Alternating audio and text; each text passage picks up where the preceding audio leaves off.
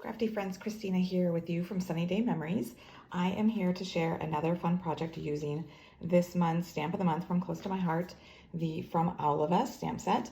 And this set is special this month because not only can you get the stamp set at a discount when you spend $50 or more, you can also choose if you want to get these coordinating dies that go with the owls and this branch here. Or you can just get the stamp set if that's what you want. But so we have one more project today that we're going to be doing for this month to give you some inspiration with this set. We're doing a simple one. I wanted to really focus in on the one owl here who has the closed eyes. I wanted to show you how you can make it so that you have the eyes open, like I've done here on this card. So that way you can either have it closed or open.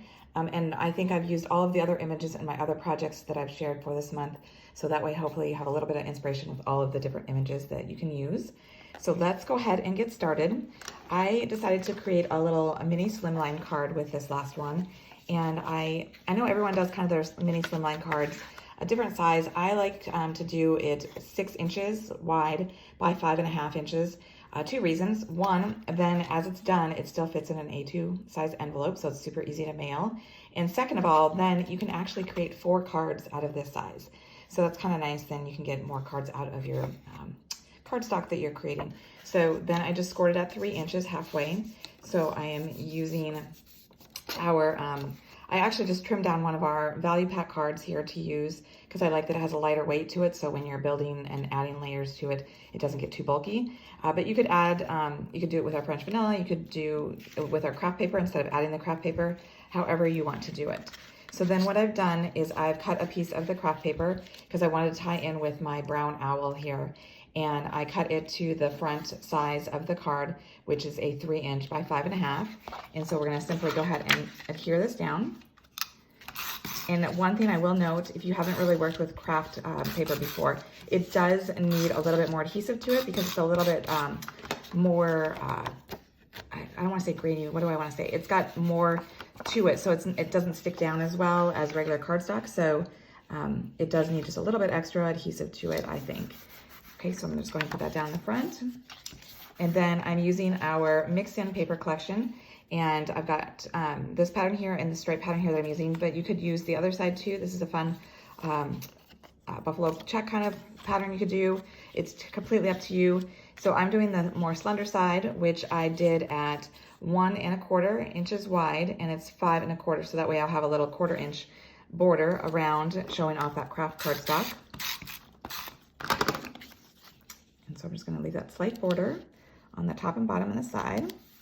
And then I'm going to take the second one and I'm going to butt it up right up against that first one. And it measures 1 1/2, so it's a little bit wider. It's 1 1/2 by 5 1/4.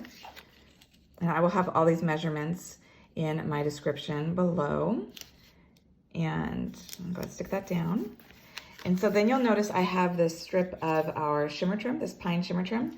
So our shimmer trim comes on a roll like this, and it's already got adhesive backing on the back. It's like a clear liner here when you're peeling that off. So I wanted to show you how you could custom create this width. So if you don't want something so wide, I mean, we're doing a smaller, slender card here, so we don't really want this 1/2 inch width of the shimmer trim. So what I'm gonna do is I am going to bring in my paper trimmer, and I'm gonna show you how to cut that down. So I've already cut off a piece the size that I want it to be. I want it to be 5 1/4 inches, which is the same height as the pattern paper. And so just a tip that I will give you, when I am actually cutting it off, I actually put the glitter side down and put it in my paper trimmer and then cut it, just because that chunkiness of the glitter paper does dull your blade of your paper trimmer faster. And so that way you can preserve it a little bit longer by doing it like that. But the way that I go ahead and cut it, we're gonna have it face up. So what you're gonna do is you're gonna go ahead and I push down on the corner, and that brings that clear liner, hopefully you can see that, away. So that way you can take that off completely. And then what I do is I center it between the 2 lines that are over that groove, that cutting groove. And so you just kind of eyeball it so that you've got a little bit showing on either side. And the nice thing is that if you wanted it to be a little bit even thinner, you could go all the way like up to that line, and then when you cut, it's gonna be, you're gonna have a thicker one and a thinner one, but I want them to be about equal. And so I'm just gonna go ahead and stick this right on there. And if it gets a little bit off, you can just go ahead and lift it up, use your piercing tool or your finger, and go ahead and put that down. And so then I'm just gonna go ahead and I'm gonna cut right down, and I'm gonna use my piercing tool I'm gonna lift this up. So I've got 2 pieces now. So you have a second one to do another card, or you can save it for later. Then what I'm gonna do is I'm gonna put my card here like this, landscape, because it's easier for me to work with. And I'm gonna go ahead and go flush up against the edge of that stripe pattern. And if it's a little bit longer, like mine here is, you can just trim that up real quick. So that way it doesn't go below the pattern paper onto that craft paper. Okay, so then I've already gone and cut out and colored the owl just for time. And I'm gonna go ahead and show you now what I did. So I'm gonna bring this in here. And you can always, like, I actually use this for inspiration. Like if you can't just freehand it and do it without looking at something. Look at the stamps or pull something up on Google and look at it.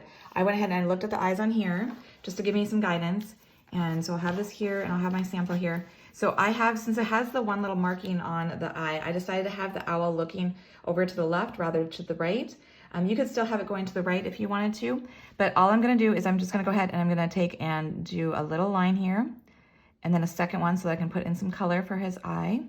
So right now it doesn't really look like an eye that much, but then I'm gonna go ahead and I'm gonna, if you have a black marker, you can do your black marker, but since I have this journaling pen here, I'm just gonna go ahead and quickly take my journaling pen and just color in that first portion, leaving that slender version, or not version, that slender portion there so that you can add some color so that the owl has a color to his eye. I'm gonna just use one of our tri-blend markers to do that. And I will also list all the colors that I've used for coloring him in. For his eye, I'm gonna be using our vintage blue, the light color, and I'm just gonna go ahead and color in that little strip, just to add a little bit of color. All right, and I'm gonna give it a second to dry before I go ahead and I'm gonna take my white gel pen and I'm gonna add a little dot so that I have, it just looks a little bit more realistic there. And I almost forgot, I'm gonna add in, so if you look at the ones on here, they have little eyelashes, which kind of make it look a little bit cute here. So I'm gonna do the same thing. I'm just gonna draw 3 little lines coming from his or hers eye, like that. All right, so we'll set that aside for just a minute just to make sure that black fully dries. And then I've got a 2.5-inch circle that I've cut in the craft paper. And again, I'm using a little bit more than normal adhesive there just to make sure that it'll stick nice. And I'm gonna go down, so it's a little bit above halfway point on my card, but then it's kind of centered. Move it over just a little bit. And then I'm going to go ahead and next I've got my sentiment. That's the other thing I wanted to show you here. So I'm showing you a couple of tricks today, hopefully that you've not done before, that hopefully will be inspiring to you. So if you look at this set, the Happy Owlidays was actually all one image. But what I did was I did a little stamp surgery. And if you've never done that before, what that means is, and you can kind of tell because it's not a straight cut, I just went in with my scissors, our microtip scissors, and I cut it apart. So that way it gives me more flexibility. I don't have to always have it be one long sentiment. I can have it stacked, or like how I'm gonna have to, I'm gonna alternate the stacking of it. And so I thought I would show you here real quick. Let's see, I think the Warm Wishes I haven't cut yet. I do this a lot of times. You can mask, I mean, if you're more comfortable masking, you can absolutely mask your images, but I tend to do a lot of what I call stamp surgery, where you go ahead and you kind of have it go over your finger here where you're gonna cut, so that way it's kind of pulling apart and you have more space to cut. And then you're gonna go in and you're gonna gently and slowly just snip really slow to take those 2 pieces apart. And then now you've got, I can stack it, or I can just use the Warm, or I can just use the Wishes. And the nice thing is that it's kind of like a puzzle. You can still put it back together, put it on your block, and you could put it as one long thing, and no one would even know that you had cut it, because it goes together again, and it would just look like one long image. So I just wanted to show you that so you knew how to do that if you want to recreate like I've done here. So I've actually already stamped it for us, and then I'm going to use some foam, some 3D foam, so that way it's raised a little bit. So I'll put a couple of dots of foam on the back here, and then I'm gonna go ahead and I'm gonna butt it up right to the edge, the right edge of that shimmer trim. So we've got the Happy, and then I'm gonna put some foam on the Owlidays, and I'm gonna have it butt up against the left edge of the shimmer trim. So that way you get kind of a different look to it. All right, and it's gonna go directly below, so it's flush up against that. So then we're gonna go back to our owl, and we're just gonna take our white gel pen and we're gonna add 2 little dots, one on each eye, and it finishes it off nicely. So then I'm gonna flip him over. Actually, I'm gonna kind of do it in the air because the white gel pen does take a little bit longer to dry. It's not like instant. So we wanna make sure we don't smear it. So I'm gonna go ahead and put down this 3D foam on the back of him, and then I'm gonna stick him down.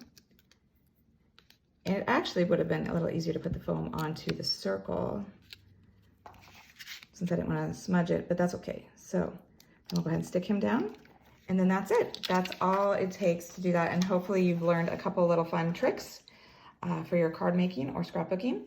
And until next time, stay crafty.